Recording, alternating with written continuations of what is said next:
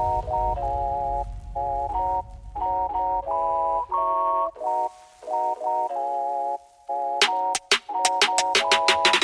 there, I'm Genny Perez. I'm a wife, mom, and small business owner. And although I love being all of those things, I'm at the point where I feel like there's something more to life outside of those roles. Does that sound like you? If you're in search of that extra magic, craving a dose of positivity, purpose, and real talk on being worthy, capable, and able, you're in the right place. Let's kick off this journey together, ignite that spark, radiate some positivity, and discover what makes your life and business truly shine. Ready to jump in? Let's spark some radiance together. Hello, and welcome to the Sparking Radiance podcast. I'm Genny Perez. Kind of like a DJ, I'm going to switch it up on you guys. Chicka chicka. I normally end with like a quote or with a reading, but this episode I'm going to actually start with one. So the quote is, learn from yesterday, live for today, hope for tomorrow. And that's by Albert Einstein. Very powerful quote. Learn from yesterday, live for today, and hope for tomorrow. And I start with that quote because there have been some thoughts that have been going through my mind. And it could be because we're nearing the end of the year. We start to get in the sentiment of this year flew by fast. I may or may not have achieved certain goals that I had set for myself at the beginning of the year. And towards the end, I feel like we have a lot of sentiment of reflection of what happened during that year. And so as I was thinking these thoughts, one of the things that came to my mind was, what is it, or what is the reason? How do you handle, per se, those feelings that you feel when you want to give up? How do you attack that? Because I think we've all been there. We've been in places or moments in our life where we're not seeing the results. Things are not happening fast enough for us. Things are not going the way that we want. It could be relationships, business, personal, but we're not seeing the results fast enough that we anticipated when we originally started out, when we set that goal. And I think this topic is coming to me because I feel that there are a few of you, or quite a few of you listening, that may have the same sentiment. Why is it taking so long? Why am I continually battling hurdle and obstacles? And what do I need to do to not give up? Because at the end of the year, it is like the ripe season to give up. And the majority of us give up on our goals, give up on what we had set for ourselves at the beginning of the year. A couple of reasons, right? We say, well, I can always reset next year. But what I have found is that people in this last quarter of the year who stick to their goals and who continue on the path they had set for themselves will continue. That will just be a trickler effect or a wave effect into the next year. So let's talk about that. Like, what do we do when we have those feelings of giving up? Because there's so many things that we have given up in life, but why? Let's dig in deeper into why we gave up and how can we combat that when we are trying to achieve our goals. And here's why it's so important for us to understand the feelings that we associate with giving up, is because anything worthwhile in life, it's not easy. It's not. When we think about our physical health, if that were the case, we would all be in the gyms. We would all be working out, but it's hard. It's hard. It's hard to choose that health path and commit to that health path. If it were so easy for all of us to start businesses, to pursue our passions, and to drive an income source from that, we would all do that as well, right? We would all be business owners.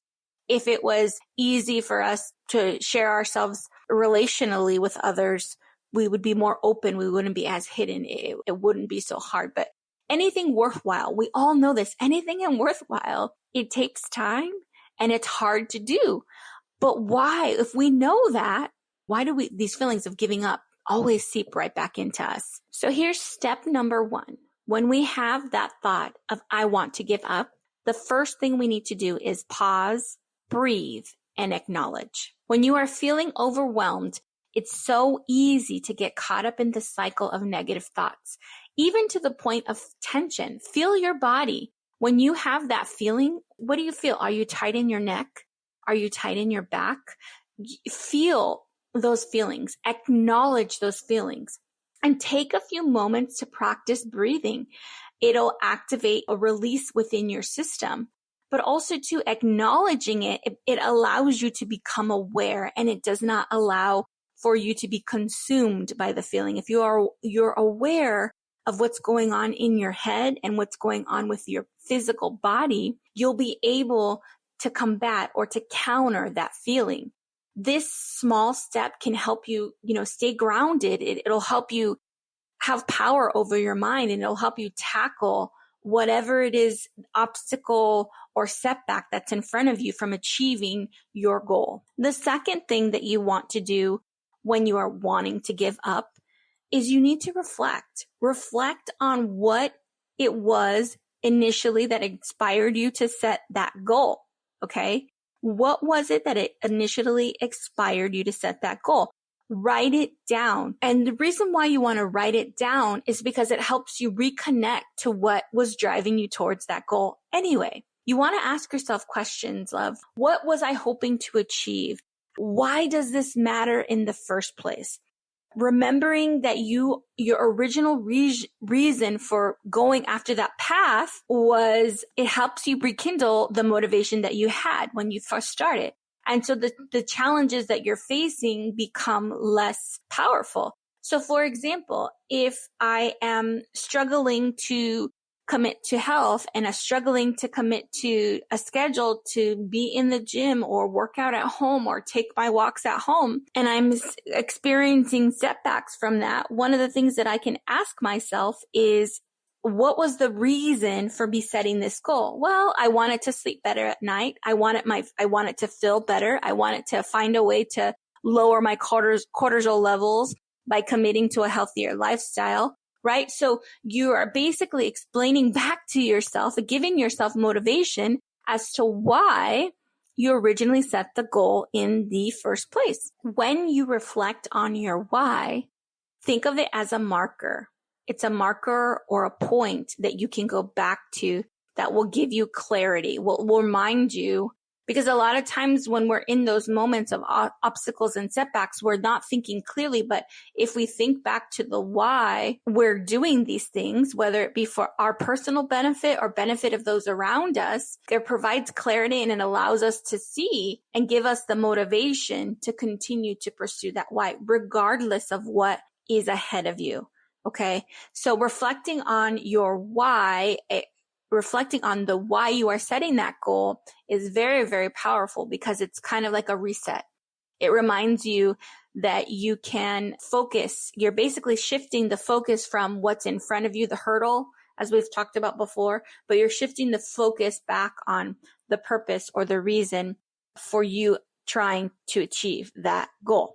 Now, a third way we can tackle the thought of giving up is by breaking down big tasks. Okay. So when we set goals, a lot of times, and we've talked about this before, when we set these huge goals for ourselves, they seem unattainable. They become the larger they are, the more crazy they seem. And the thoughts of how am I going to get there as time goes on, or as setback or hurdle present themselves in real life, then they just seem so distant. They just seem so blocked. But when we break things down into smaller tasks, the big tasks then become smaller and they become more achievable. If we pick the smallest step, it can take us one step further and one step further.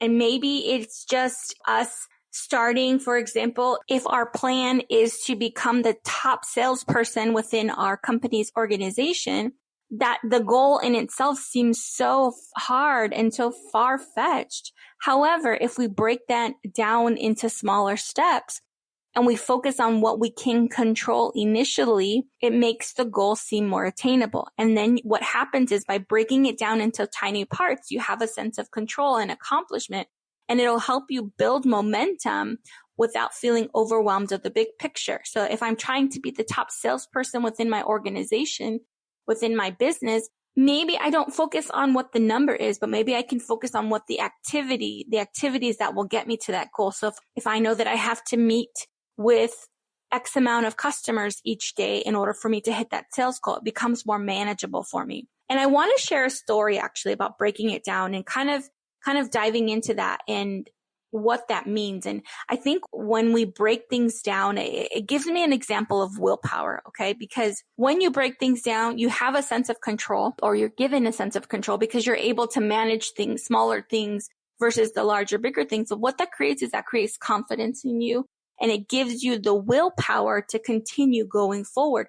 So I question, well, what does it mean to have willpower? What exactly does willpower mean? It's a word that we use interchangeably so many times, but what does it actually mean to have willpower? So willpower is a person's ability to control their own actions in order to pursue long-term goals.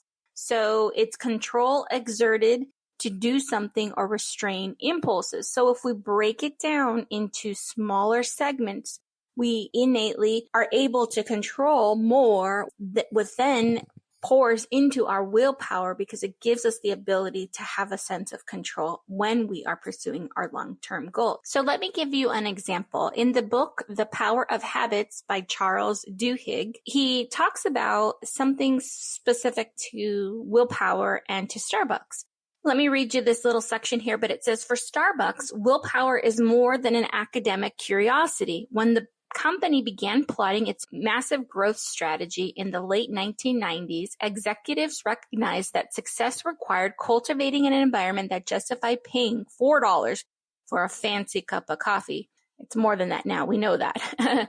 The company needed to train its employees to deliver a bit of joy alongside lattes and scones. So early on, Starbucks started researching how they could teach employees to regulate their emotions and marshal their self-discipline to deliver a burst of pep every serving morning. Unless baristas are trained to put aside their personal problems, the emotions of some employees will inevitably spill into how they treat customers. However, if a worker knows how to remain focused and disciplined, even at the end of an 8-hour shift, they'll deliver the higher class of fast food service and the Starbucks customers expect. The company spent millions of dollars developing curriculums to train employees on self-discipline. Executives wrote books that in effect serve as guides to how to make willpower a habit in workers' lives. Those curriculums are in part why Starbucks has grown from a sleepy Seattle company into a behemoth with more than 17,000 stores and revenues of more than $10 billion a year. And I don't know when this book was written, but this could be outdated, right? So it's very important. So they knew that their employees were going to come in with these emotions that they carried because they were experiencing things in their lives, but they wanted to be able to teach them how to restrain from reverting back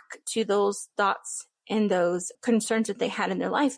But they taught them willpower. And I think that's very important. When we focus on willpower and the ability to control how we are feeling, it then in the feelings, they themselves have less impact on us completing the goal, or in this case, in Starbucks, them completing an 8-hour shift in a positive manner so that the customers could experience that. So number 4, here is something else you can do when you want to give up. Lean on others for support. A lot of times when we're not hitting our goals, we're kind of reluctant to reach out to people, right? Because, and we've talked about this before, we don't want to burden them. But when we do share with people who care about us, one of the things that they will do is they will be able to provide us a relief, or maybe possibly a relief of the frustrations that we're feeling, but they can also provide us with valuable advice as well. And we've talked about that, leaning into others, leaning on others for support. It gives us the opportunity to hear those thoughts loudly. So, and I know you have experienced this before, but have you ever talked to somebody, and as you're talking to somebody, you actually find your solution, right? Because it's just you simply voicing your challenges, and then you hearing it out loud, it allows your brain to process it differently, and then it would bring the answer or the solution, or sometimes just bring clarity to your situation. So releasing and sharing with others, leaning on others for support is another way to help yourself when you want to give up. They may be able to give you solutions or options that weren't clear to you before, prior to you sharing to them. A 5th way that you can help yourself when you want to give up is you don't necessarily have to quit. but maybe just make an adjustment. So sometimes when we feel stuck or overwhelmed, it really is just a matter of us tweaking our approach, right? So a small change might have a different path that can become more manageable. And my family here, we like to watch this show. I think it's on the History Channel, like the foods that made America or the things that made America. But whenever you hear these stories, and it could be people that maybe developed brands that we know today, like cookies or fast food restaurants or, certain household products. But a lot of times when they had an issue, when they had a breakthrough, I should say, was right before when it actually was a problem or a hurdle. So for example, and what they did is they may have changed or adjusted the formulary that created the breakthrough. And I think of the example we were watching not too long ago, but the Hot Pockets, the creators of the Hot Pockets, they were trying to solve a problem of how can we get this pizza pocket to not only be made quickly, but also not be soggy. And so they tweaked or they adjusted their technique. And I think that's when they developed the outside layer, that kind of like metal slide thing that it goes through when you do put in the microwave or in the oven for it to kind of keep its crispness. But they made an adjustment and they didn't quit. They still pursued the goal. And Hot Pockets, obviously a mega brand, right? But adjust. So when you are feeling those feelings of giving up, it's not a matter of quitting. It's a matter of just making small or minor adjustments. Scientists, anyone in the medical profession, any kind of research, this, it's a lot of times it's just making that small adjustment can make a huge impact. So think about whether the small changes might make your path more manageable. And if you're feeling worn out, maybe it's time to just take a small break, maybe lighten your workload a little bit. And we've talked about taking breaks before, but it's just making a minor adjustment so that you do not quit. It'll allow you to keep moving forward without abandoning your goals entirely. Okay. So small increments, making small adjustments allows you to see things more clearly. Okay. The sixth thing, when you are feeling overwhelmed and wanting to quit, be nice to yourself. Practice compassion. When you're feeling low in those moments, it's easy for us to be our worst critic, right? Why are we the meanest to ourselves? We are the harshest and we are the most nasty to ourselves. Like if we were to talk to others the way we talk to ourselves, we would basically live in isolation because no one would want to be around us, right? So why do we even want to be with ourselves? Why would we allow ourselves to be the roughest critic? Okay. So practice compassion on yourself. Realize that self-criticism, what it does is it just deepens your feelings of frustration, and it kind of leads you down this path of, you're right, I can't do it. What was I thinking? I don't have the favor that others have. Or again, these conversations. So if you wouldn't say it to someone else, here's the rule. If you wouldn't say it to someone else, don't say it to yourself. Okay. I wouldn't boldly tell somebody that they're a failure. Okay. I wouldn't boldly tell somebody that are they crazy for achieving that, right? I would never tell somebody that. So why would I tell that to myself? So practice that. Okay. So treat yourself with kindness and, just think when you talk to yourself like you're talking to a close friend or a close family member who's struggling. What would you tell them? Take yourself out of the picture. And if somebody you knew were in that same situation, what would you tell them to help them get out of their bind, to overcome those feelings of giving up? Okay. Remind yourself that everyone has difficult moments and that the setbacks that you're experiencing because you're not achieving that goal doesn't define you or your worth. Okay. So be kind to yourself. Practice self-compassion. The seventh thing that we can do to overcome our thoughts and our wants to give up is to visualize the end in mind. Okay. Keep the end in mind. Visualize what the goal is, what's at stake for you to get to where you need to be. It's a powerful tool that'll help adjust your mindset. We've talked about this before, but closing your eyes and imagining how it would feel once you achieved your goal.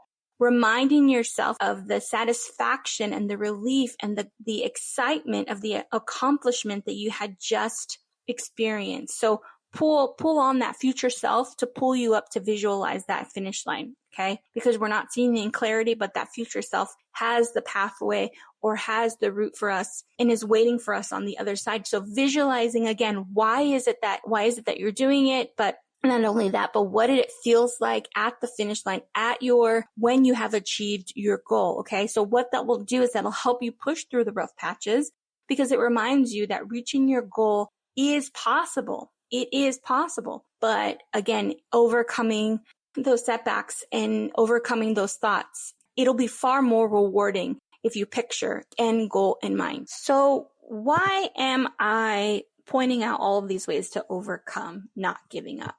It is because I feel that a lot of us are in a position where we want to throw in the towel. It's too hard, Jenny.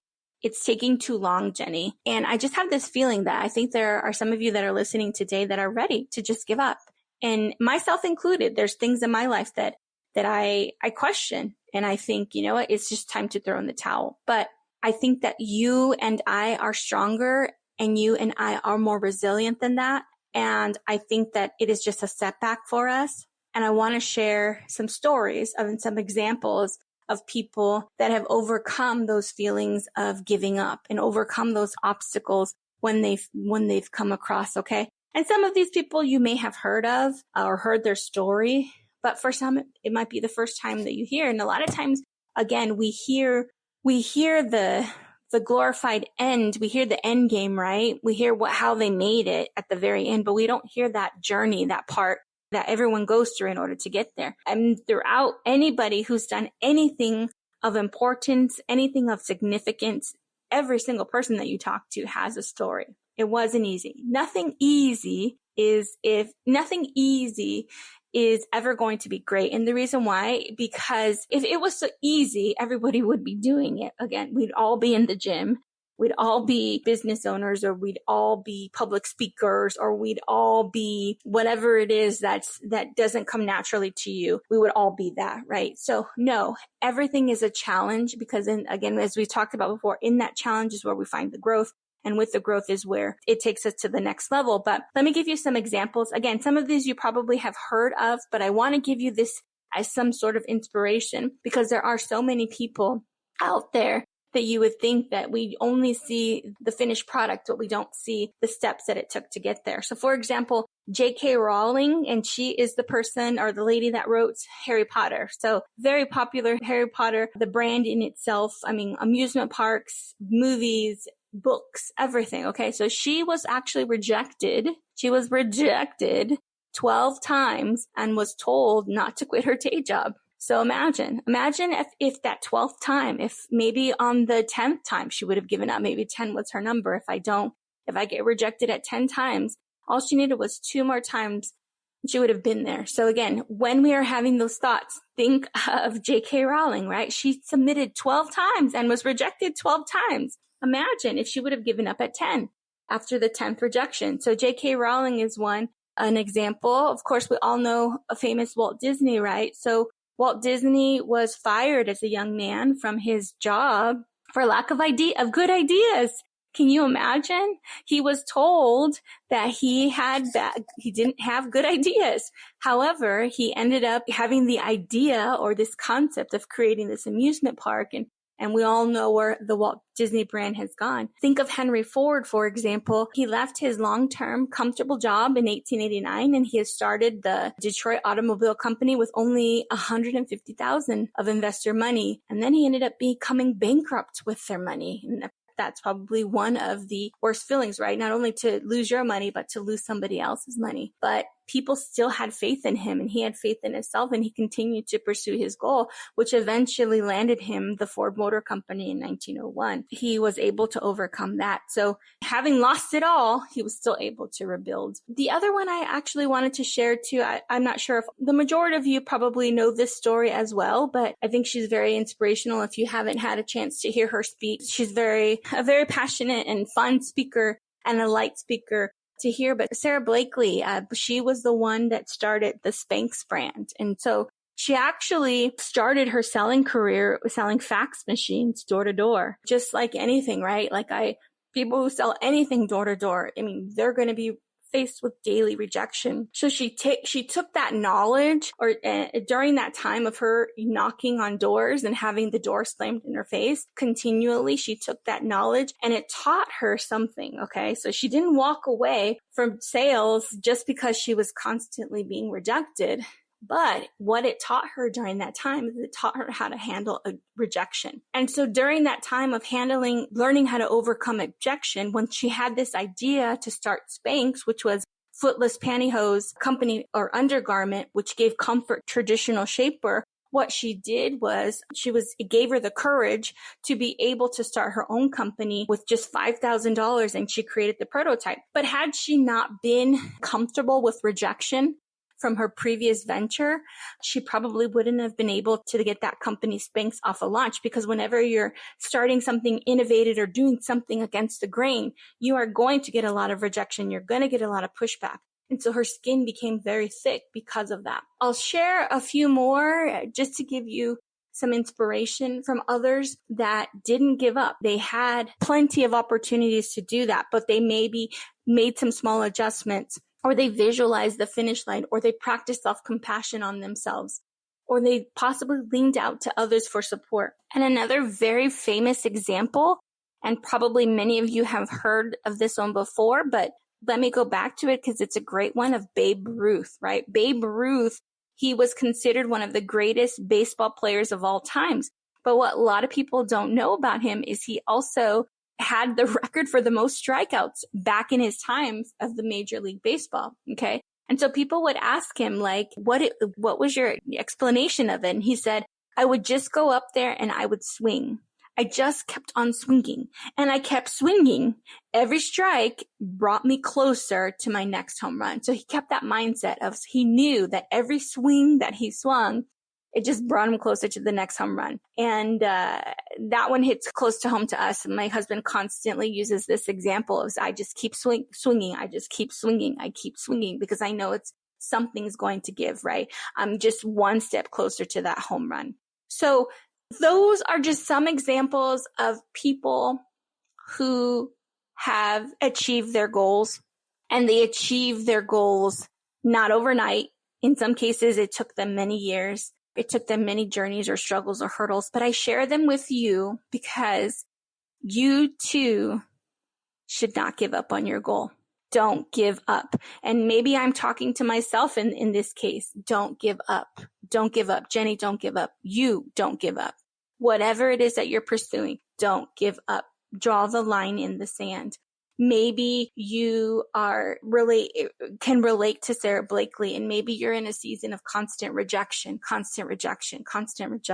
But keep in mind that maybe this season that you're in is a season of growth for you to develop thicker skin. Maybe you are in a season like J.K. Rowling, where you again have been rejected multiple times. You keep tweaking a little bit here, tweaking a little bit there, and continue to be rejected. But just keep in mind, maybe you're on number 11, and number 12 and number 13 is going to be that magical number for you. So keep pursuing your goals. Don't give up. Okay. Guys, I say all this because maybe I'm talking to myself today. But I hope that you share in my sentiment as we near the end of this year. We have these urges or these wants to give up. Don't, because there's something there for you on the other side. The fact, again, that you're listening to this podcast tells me that you should not give up, that there's greater things. Continue to pursue them. Continue to seek them. I'll remind you of the steps again to when you have those thoughts to want to give in, to want to throw in the towel per se, when you want to give up. I'll remind you of what we talked about today. Pause, breathe, acknowledge, connect to your reason why you have these goals. Break your goals down. Okay. Break your goals down. Lean on others for support. Adjust what it is that you need to adjust, but don't quit. Whatever you do, don't quit. Be kind to yourself. Be kind to yourself and practice self-compassion.